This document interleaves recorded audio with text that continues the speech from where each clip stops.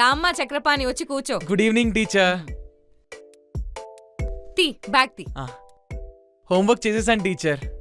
Okay అమ్మా, ఈరోజు maths చేయి. Good evening teacher. Good evening. Good evening.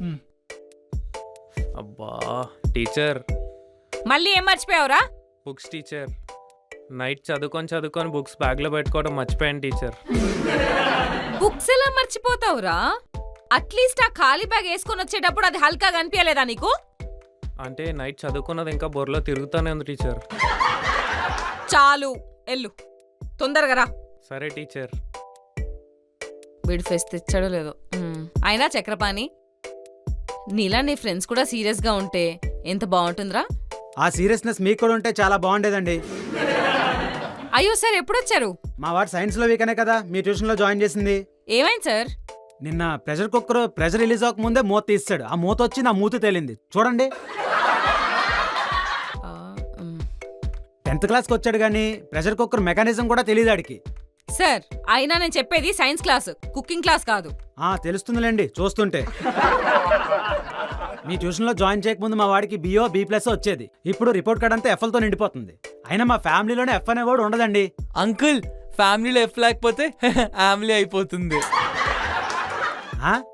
ఎవడి సొటరీగాడు? అయినా అలాంటితో మాట్లాడక.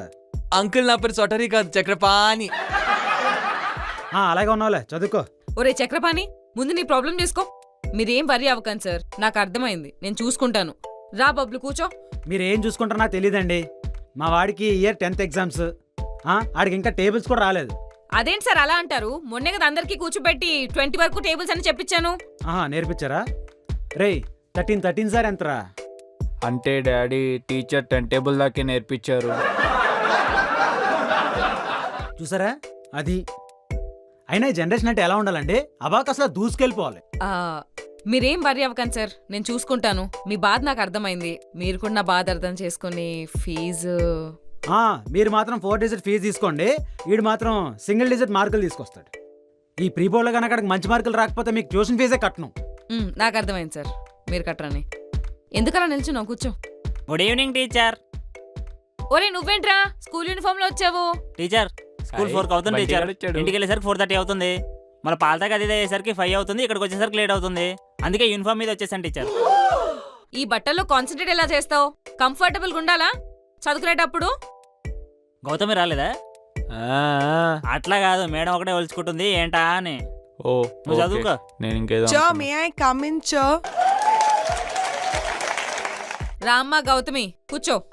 మీ అమ్మేమో ట్యూషన్ ఫీ కట్టడం మర్చిపోద్ది, నువ్వేమో ట్యూషన్ కి లేట్ గా రా. సరిపోయింది.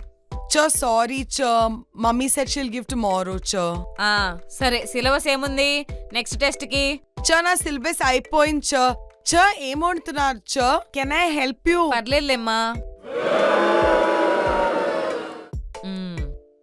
ఇగో ఇది ఇలా, సరేనా? ఇటు సైడ్ తీసేసి ఇక్కడేసి. Like this. Yeah. Good evening teacher. Neha, what is the time? నీకెప్పుడు పడితే అప్పుడు రావడానికి ఇదేమైనా సినిమా అనుకున్నావా? ట్యూషన్. సారీ అండి, కొంచెం లేట్ అయింది. అయ్యో పర్లేదండి. మీ ఫీజు కూడా తీసుకొచ్చాను. టీచర్కి. అయ్యో దానికి తొందరే ఉంది, పక్కనున్న వాళ్ళమే కదా. ఒక 2 రోజులు లేట్ అయినా పర్వాలేదు. సరే సరే, బాగా చదువుకో అమ్మా. సరే, నేను వెళ్ళొస్తానండి.